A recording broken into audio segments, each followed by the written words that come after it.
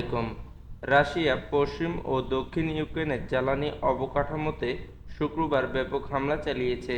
ইউক্রেনের জ্বালানি মন্ত্রণালয় শনিবার এ তথ্য নিশ্চিত করেছে। দেশটির মন্ত্রণালয় বলেছে, হামলায় জাপোরিজিয়া এবং লভিভ অঞ্চলে অপারেটর ইউক্রেনাগর পরিচালনা সংস্থা অবকাঠামোর সরঞ্জামগুলো ক্ষতিগ্রস্ত হয়েছে।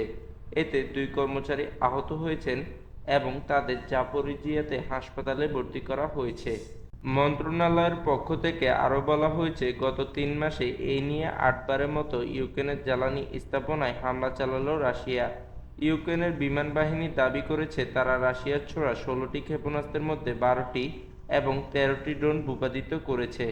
বিবিসির প্রতিবেদনে বলা হয়েছে, চলতি সপ্তাহে এ নিয়ে দ্বিতীয়বার রাশিয়া ইউক্রেনের জ্বালানি অবকাঠামোতে হামলা চালালো। 2022 সালের 24শে ফেব্রুয়ারি ইউক্রেনের সামরিক অভিযানের ঘোষণা দেন রুশ প্রেসিডেন্ট ভ্লাদিমির পুতিন। এরপর থেকে আজ পর্যন্ত টানা 848 দিনের মতো চলছে দেশ দুটির সংঘাত। এতে দুই পক্ষের বহু হতাহতের খবর পাওয়া যাচ্ছে, তবে যুদ্ধবন্ধে এখন পর্যন্ত কোনো লক্ষণ নেই। উল্টো পূর্ব ইউক্রেনের দেশ দুটির মধ্যে সংঘাতের পরিমাণ অনেক বেড়েছে।